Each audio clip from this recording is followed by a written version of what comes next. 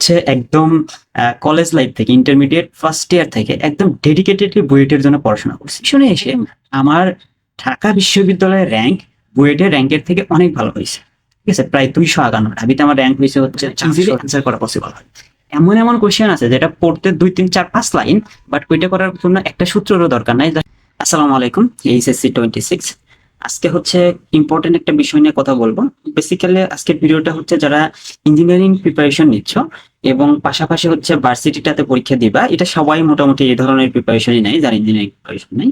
তো আমি হচ্ছে ভিডিওটাতে দুইটা পয়েন্টে কথা বলবো, বেসিক্যালি দুইটা পয়েন্ট নিয়ে কথা বলবো। প্রথমত আমি কিভাবে ইঞ্জিনিয়ারিং প্রিপারেশন নিয়ে ভার্সিটি ক্র্যাক করেছিলাম, পুরা স্ট্র্যাটেজিটা বলবো, যেটা হচ্ছে যারা ডেডিকেটেডলি ইঞ্জিনিয়ারিং প্রিপারেশন নিচ্ছ তোমাদের জন্য ভার্সিটি ক বা ডিইউ এ ইউনিটে অনেকটাই আগায় রাখবে। অ্যান্ড সেকেন্ড অপশন হচ্ছে যারা শুধুমাত্র ভার্সিটির জন্য পড়াশোনা করছো, তোমাদের আসলে কিভাবে আগানো উচিত বা কিভাবে পড়াশোনাটা করলে তোমার ঢাকা ইউনিভার্সিটিতে চান্স পাবা। ঢাকা বিশ্ববিদ্যালয়ের প্রিপারেশন নিয়ে যে কথাটা প্রচলিত আছে, এটা আসলে প্রচলিত না, এটা কিন্তু ফ্যাক্ট। এটা সত্য যে ইঞ্জিনিয়ারিং প্রিপারেশন যারা নেই তারাই বেসিক্যালি ঢাবির ক ইউনিটে ক্র্যাক করে বা ঢাবির ক ইউনিটের সিটগুলো নিয়ে নেয়। সো যারা পিওরলি ডেডিকেটেডলি ভার্সিটি প্রিপারেশন নিচ্ছ, তাহলে তোমার দ্বারা কি আসলে ঢাকা বিশ্ববিদ্যালয় পসিবল না? তো অবশ্যই পসিবল। তো এইটার প্রসিডিউরটা আমরা এখানে বলবো যে কোন কোন বিষয়ে যদি তুমি ফোকাস করে প্রিপারেশনটা কন্টিনিউ করো, তাহলে তুমি ইঞ্জিনিয়ারিং প্রিপারেশন ছাড়াও ঢাকা বিশ্ববিদ্যালয়ে চান্স পাবা। তো ফার্স্ট অফ অল আমি যদি আমার কথা বলি, আমি হচ্ছে একদম কলেজ লাইফ থেকে ইন্টারমিডিয়েট ফার্স্ট ইয়ার থেকে একদম ডেডিকেটেডলি বুয়েটের জন্য পড়াশোনা করছি। একদম মানে অনেস্টলি বলতেছি, একদম ইন্টার ফার্স্ট ইয়ার থেকে, আমার কলেজ ছিল নটরডেম কলেজ, তো এখানে বেশিরভাগ পোলাপানি এইটাই করে। সো একদম ফার্স্ট ইয়ার থেকে আমি বুয়েটের জন্য পড়াশোনা করছি। বাট অ্যাডমিশনে এসে কি হইলো দেখো, অ্যাডমিশনে এসে আমার ঢাকা বিশ্ববিদ্যালয়ের র্যাঙ্ক বুয়েটের র্যাঙ্কের থেকে অনেক ভালো হয়েছে। ঠিক আছে, প্রায় 251। ঢাবিতে আমার র্যাঙ্ক হয়েছে হচ্ছে 407। তো এটা কিভাবে পসিবল হইলো এইটা আমি আগে বলি। তার আগে একটু ডিস্টার্ব দেই, হচ্ছে তোমাদের এখন অ্যাডমিশন টাইমে বা এইচএসসি থেকে অ্যাডমিশন পর্যন্ত বিভিন্ন সময় বিভিন্ন বিষয়ে আপডেটেড থাকতে হয়, বিভিন্ন সিচুয়েশনে নিজেকে একটা বেস্ট ডিসিশন নিতে হয়। আমি যেহেতু ট্রাই করতেছি এখন একটু ইউটিউবে কন্টিনিউয়াসলি ভিডিও দেওয়ার, তোমরা হচ্ছে একটু সাবস্ক্রাইব করে আমাকে হেল্প করো, যেন ইন ফিউচার অ্যাডমিশন নিয়েই আমার হচ্ছে আরো বেশ কিছু ভিডিও দেওয়ার প্ল্যান আছে। মানে আমি জাস্ট এগুলো হচ্ছে আহামরি কোনো কিছু না, আমি আমার স্ট্র্যাটেজিগুলো শেয়ার করবো। হোপফুলি এটা কারোর জন্য হেল্পফুল হইতে পারে। ওকে, তো দেখো আমি হচ্ছে যখন অ্যাডমিশন প্রিপারেশনটা নেই, আমার পড়াশোনার প্রসিডিউরটা ছিল এরকম। আমি হচ্ছে অফলাইন ক্লাস করতাম না, তো যেটা করতাম উদ্ভাসের ম্যারাথন ক্লাসগুলো করতাম।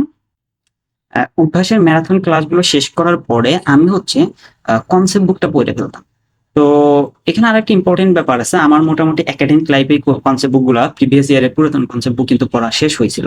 তো অ্যাডমিশনের বিষয়টা এরকম হয়েছে যে আমি কনসেপ্ট বুক রিভিশন দিচ্ছিলাম। ঠিক আছে, আমার কনসেপ্ট বুক পড়তে খুব একটা সময় লাগে নাই। তো কনসেপ্ট বুক শেষ করার পরে আমি হচ্ছে কোশ্চেন ব্যাংকটা খুবই ভালো করে পড়ছি, ইঞ্জিনিয়ারিং কোশ্চেন ব্যাংক। তো এখন দেখো, যদি ইঞ্জিনিয়ারিং কোশ্চেন ব্যাংক কেউ পড়ে, কনসেপ্ট বুক পড়ে, এর পাশাপাশি আমাদের সময় আলাদা প্র্যাকটিস বুক দিত, ওইটাও আমি যতটুকু পারতাম পড়তাম। সো এত কিছু করলে আর কিন্তু নতুন করে আসলে ঢাকা বিশ্ববিদ্যালয়ের জন্য প্রিপারেশন নেওয়ার কিছু নাই। কিন্তু ঢাকা বিশ্ববিদ্যালয় পরীক্ষার 1 মাস আগে থেকে তোমাদের যেটা করতে হবে সেটা হচ্ছে ভার্সিটি কোশ্চেন ব্যাংক অথবা ঢাবির আলাদা কোশ্চেন ব্যাংক থাকে, ঢাবির কোশ্চেন ব্যাংকটা একটু খুলে দেখতে হবে কোশ্চেন প্যাটার্নটা কেমন, কারণ সেখানে কিন্তু ক্যালকুলেটর ইউজ করতে পারবে না। এখন ভাইয়া তুমি হচ্ছে ক্যালকুলেটর ইউজ করতে পারবা না বলে তুমি হ্যান্ড ক্যালকুলেশনের জন্য আলাদা ক্লাস করা শুরু করবে, এগুলো কোনো কিছুরই দরকার নাই। তো তোমার কাজটা হচ্ছে ঢাকা বিশ্ববিদ্যালয়ের কোশ্চেন ব্যাংকটা পড়া এবং পাশাপাশি ভার্সিটি কোশ্চেন ব্যাংক থেকে বায়োলজিটা পড়া। তাহলে তোমাকে কি কি করতে হবে, আমি একদম ফুল প্রসেসটা একটু সামারি করি। সেটা হচ্ছে ইঞ্জিনিয়ারিং প্রিপারেশন যেভাবে নিচ্ছ নাও, এবং ঢাবি অ্যাডমিশনের 1 মাস আগে থেকে তুমি ঢাকা বিশ্ববিদ্যালয়ের কোশ্চেন ব্যাংকটা খুলবা, সেখান থেকে সেই কিছু মডেল টেস্ট দিবা, আর হচ্ছে পাশাপাশি ঢাবি কোশ্চেন ব্যাংক থেকে বায়োলজিটা পড়বা। এতটুকু পড়লেই যারা ইঞ্জিনিয়ারিং প্রিপারেশন নিচ্ছ তোমাদের জন্য ঢাকা বিশ্ববিদ্যালয়ের প্রিপারেশন ডান। এবার আসো, যারা শুধুমাত্র ভার্সিটি প্রিপারেশন নিচ্ছ, তোমরা কি কি বিষয়ে খেয়াল করলে বা কি কি বিষয়ে ফোকাস রেখে প্রিপারেশনটা কন্টিনিউ করলে ঢাবিতে তোমরা চান্স পাবা, বা ইঞ্জিনিয়ারিং প্রিপারেশন নিয়ে যারা তোমাদের সাথে পরীক্ষায় বসবে তাদের সাথে তোমরা কম্পিটিশনে টিকতে পারবা। সেটার জন্য তোমাকে একটু ঢাকা বিশ্ববিদ্যালয়ের কোশ্চেনটা অ্যানালাইসিস করতে হবে আলাদাভাবে। সেটা হলে দেখো, ঢাকা বিশ্ববিদ্যালয়ের কোশ্চেন প্যাটার্ন কিন্তু বাকিদের মতো না যে একই টাইপের কোশ্চেন বারবার রিপিট হয়, ব্যাপারটা এমন না। ঢাকা বিশ্ববিদ্যালয়ে অনেক বড় বড় ম্যাথ আসে এমনও না, ইঞ্জিনিয়ারিং অ্যাডমিশনে যেগুলো করানো হয় বেসিক্যালি ওই ম্যাথগুলো আসে এমনও না। বাট তারা যেটা করে, তারা হচ্ছে খুবই কনসেপচুয়াল কিছু কোশ্চেন করে, যেগুলো দেখে মনে হবে অনেক বড় ম্যাথ সলভ করতে হবে, বাট বেসিক্যালি তুমি যদি ইনার কনসেপ্টটা বুঝতে পারো তাহলে ক্যালকুলেটর ছাড়া বেশি ম্যাথ করতে হবে না, ইজিলি অ্যান্সার করা পসিবল হয়।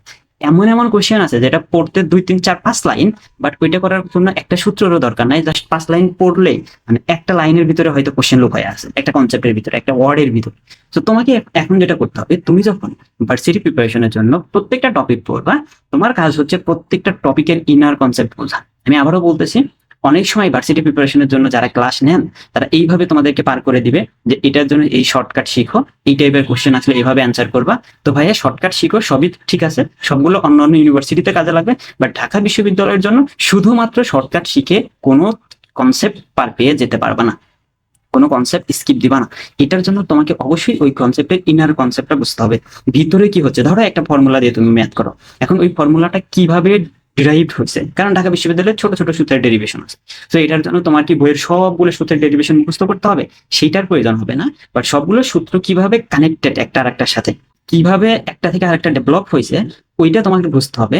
এবং কোন সূত্র কোন সিচুয়েশনে অ্যাপ্লাই করতে হয়, কোন সূত্র কেন কাজ করতেছে, কোন সূত্রের কোন এলিমেন্টটা কিভাবে মানে একটা আরেকটাকে ইফেক্ট ফেলে, বা একটা ফর্মুলা বা কোনো প্রপার্টিস কার কার উপর ডিপেন্ড করে, কোনটা বাড়লে কোনটা বাড়বে, কোনটা কমলে কোনটা কমবে, কার উপর কোনো একটা প্রপার্টিস ডিপেন্ডই করে না। হ্যাঁ, এই বিষয়গুলো বুঝতে হবে। এই বিষয়গুলো বুঝে যদি তুমি প্রত্যেকটা কনসেপ্ট আগাও তাহলেই হয়ে যাবে। তো এটার জন্য আরো ভালো হবে তুমি একটু আলাদা করে ঢাবি কোশ্চেন ব্যাংকটা নাও, অ্যানালাইসিস করো, তাহলে তুমি নিজেই বুঝে যাবে। এটা 2 মাস পরে করার থেকে তুমি এখন করো, এখন করো, তাহলে তুমি যে সামনে আরো 2 মাস পড়বা তাহলে বুঝতে পারবা যে তোমাকে কিভাবে পড়তে হবে।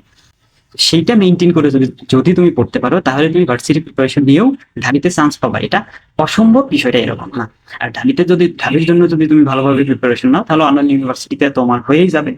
তো এই ছিল মোটামুটি কথাবার্তা ইনার মেসেজ। তো তোমার হচ্ছে এটা নিয়ে আরো অনেক যদি কোশ্চেন থাকে তুমি ভিডিওর কমেন্ট বক্সে করে দাও, আমি হচ্ছে ইন্ডিভিজুয়ালি আনসার দিয়ে দেবো, সমস্যা নেই।